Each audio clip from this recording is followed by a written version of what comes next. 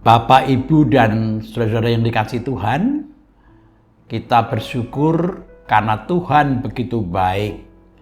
Tuhan memperkenankan kita untuk mendengarkan firman-Nya pada saat ini dan merenungkannya. Adapun tema renungan hari ini Rabu 16 Juli 2025 adalah kita kambing atau domba. Temanya kita kambing atau domba.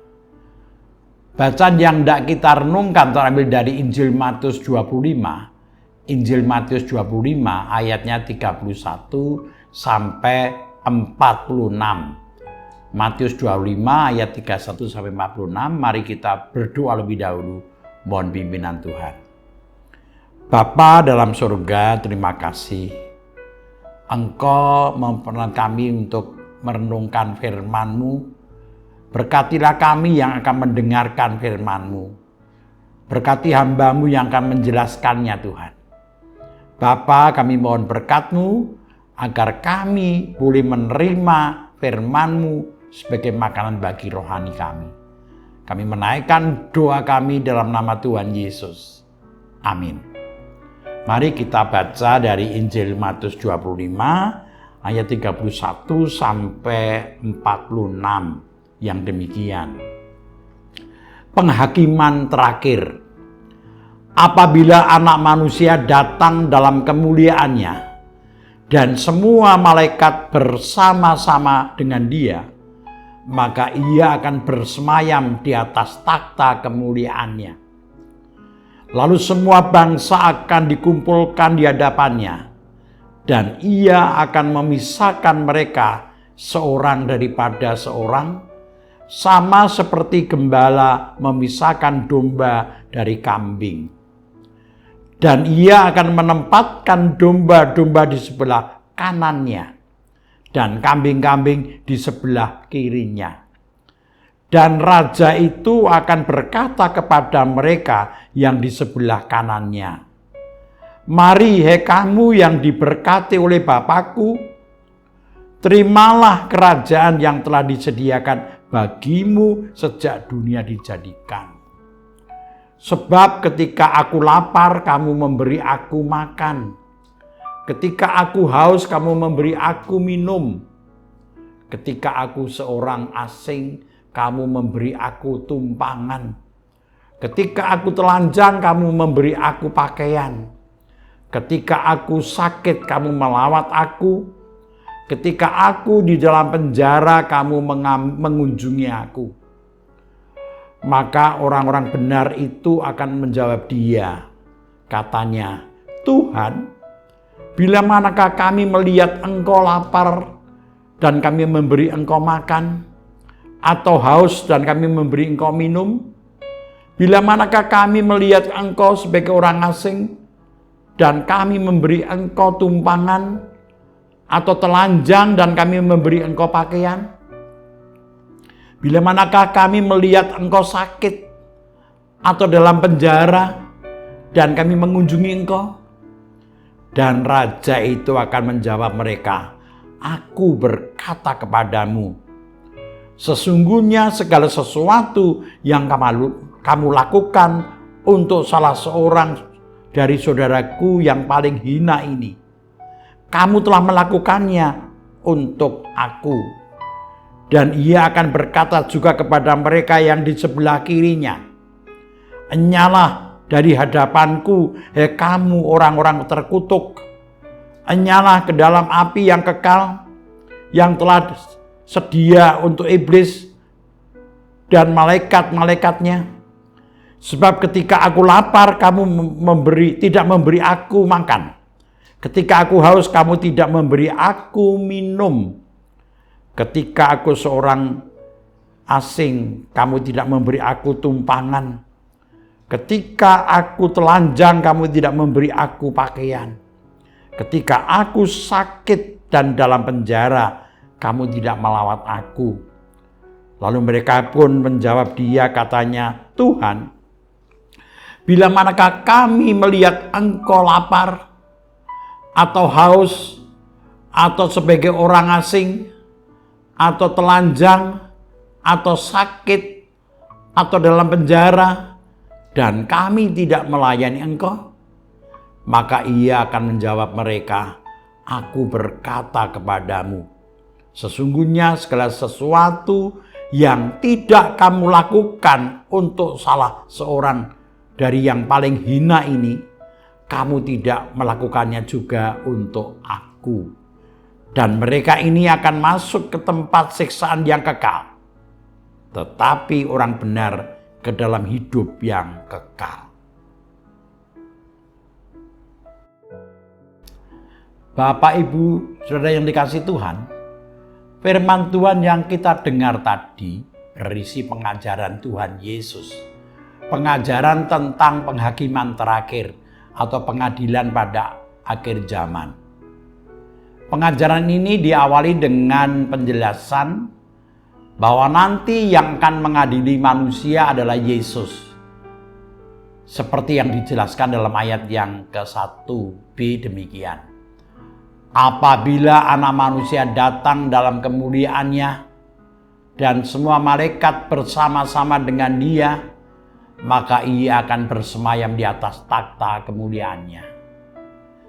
Jadi Yesus akan hadir dalam kemuliaannya untuk mengadili semua manusia. Yesus yang pernah merendahkan diri datang dari surga ke dunia untuk menolong menyelamatkan manusia, ternyata adalah datang dari surga. Dia adalah Allah sendiri. Jadi kita diingatkan bahwa Yesus bukan hanya juru selamat, tetapi Ia juga akan menghakimi dunia ini. Jadi Yesus itu juru selamat dan juga hakim atas dunia ini. Berita inilah yang menjadi penghiburan bagi kita, orang yang beriman kepada Yesus. Kemudian dalam ayat 32a, kita juga diingatkan. Jadi kalau yang pertama tadi adalah yang menghakimi adalah Yesus. Dan Yesus ternyata adalah Allah yang hadir, menyelamatkan dan menjadi hakim. Sekarang kita mencoba melihat dalam ayat 32a, di mana yang dihakimi adalah semua manusia. Ayat 32a demikian, "Lalu semua bangsa akan dikumpulkan di hadapannya." Semua bangsa akan dikumpulkan di hadapannya. Dan Ia akan memisahkan mereka seorang daripada seorang. Ini mengingatkan kita agar kita setelah percaya pada Tuhan Yesus, hidup kita setia pada jalan dan kehendak Tuhan. Kita diingatkan untuk bisa menjalani hidup sesuai kehendak-Nya. Memang keselamatan itu pemberian Tuhan. Iman itu adalah anugerah Tuhan. Tetapi kita harus sadar bahwa hidup kita harus mempraktekkan iman dengan benar. Kita harus sadar bahwa hidup sebagai orang beriman tidak boleh main-main, tetapi harus serius beriman dan mempraktekkan iman dengan benar. Bapak, Ibu, dan Saudara dikasihi Tuhan, berikutnya bacaan kita mengingatkan bahwa pengadilan akhir yang menjadi kriterianya. Apa yang dihakimi? Apa kriterianya? Kriterianya bukan apa yang telah diperoleh manusia. Ya, selama hidup di dunia ini kan kita mencari banyak hal. Kita menemukan banyak seperti kekayaan, pangkat, jabatan, bahkan jabatan gerejawi. Bukan itu dasar penghakimannya. Tetapi seberapa kita telah memberikan.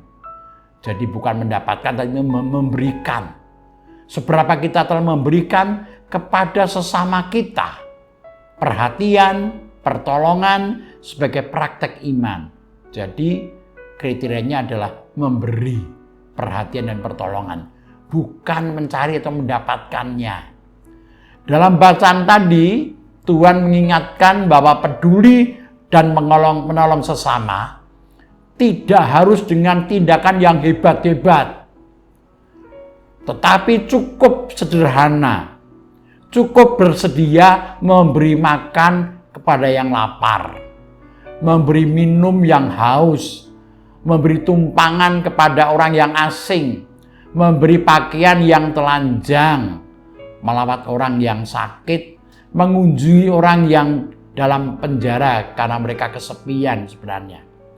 Artinya, kita harus peduli dan memberikan apa yang menjadi kebutuhan pokok sesama kita. Yang meliputi kebutuhan jasmani seperti makan, minum, dan sebagainya, dan pakaian. Dan juga kebutuhan rohani, termasuk emosi, semangat orang.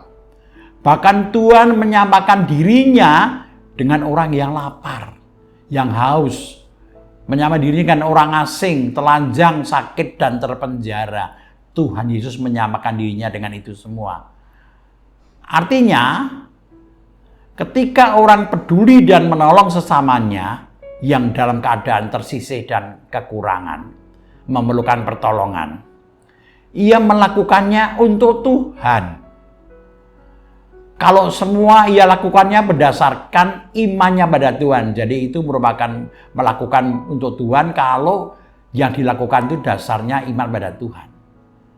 Bapak Ibu Saudara yang dikasihi Tuhan, akhirnya Tuhan Yesus mengajarkan bahwa semua manusia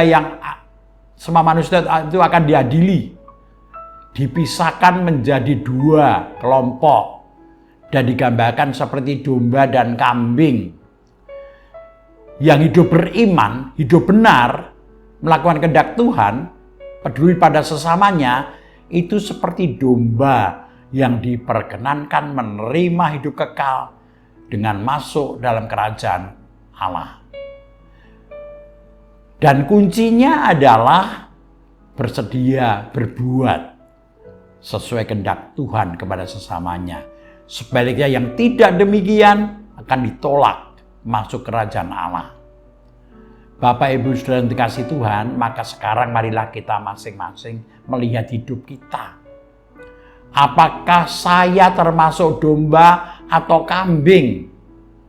Mari kita bersama mengoreksi diri, melihat diri kita masing-masing, dan mulai menata hidup ini. Apakah aku domba atau kambing? Apakah hidupku sudah benar di hadapan Tuhan? Tuhan memberkati kita semuanya. Amin. Bapak, Ibu, dan Saudara yang dikasihi Tuhan, mari kita akhiri renungan kita dengan bersama berdoa. Mari kita berdoa. Tuhan Allah Bapa Surgawi, kami bersyukur Engkau berkenan memberikan makanan bagi rohani kami, yang dasarnya kami mendengar berita dan diingatkan bahwa kami sebagai orang yang beriman kepadamu pun pada akhirnya akan diadili Tuhan. Sehingga kami tidak boleh main-main dengan kehidupan kami. Dan kami bersyukur karena Engkau ingatkan bahwa Tuhan Yesus yang kami percayai, ternyata Dia adalah datang dari surga. Dan Dia akan kembali ke dunia untuk menghakimi kami semuanya.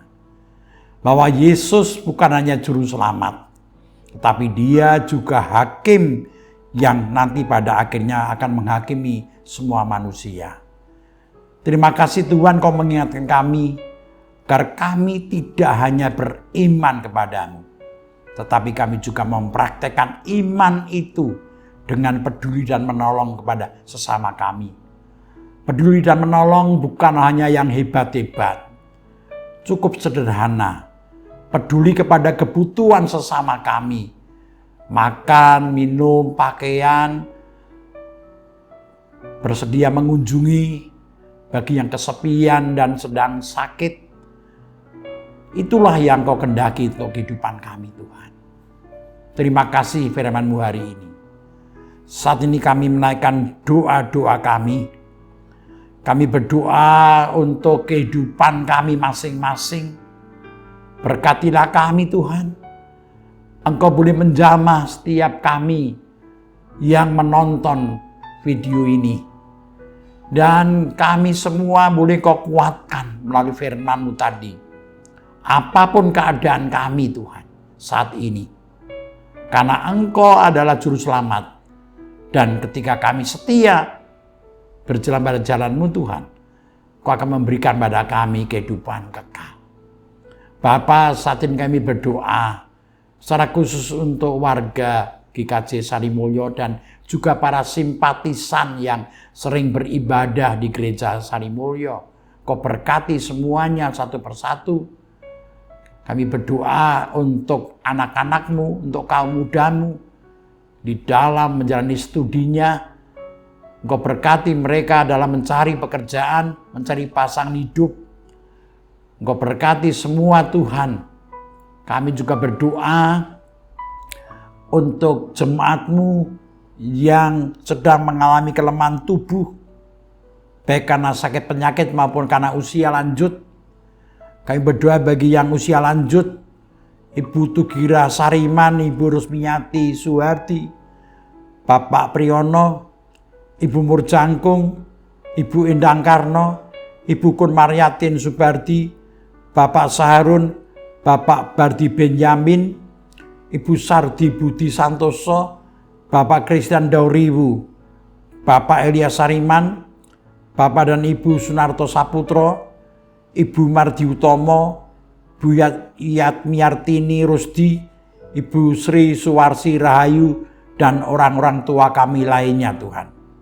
Kami juga berdoa bagi yang sakit, kiranya Tuhan melawat mereka, menguatkan dan menyembuhkan mereka.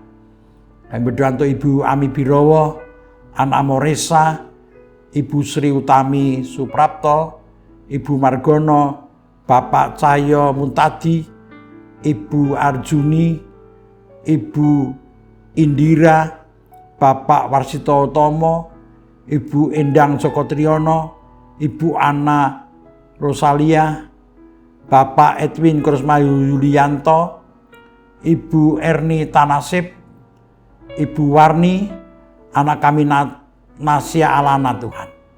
Kami menyerahkan yang sedang sakit dalam pemulihan ke dalam tangan-Mu.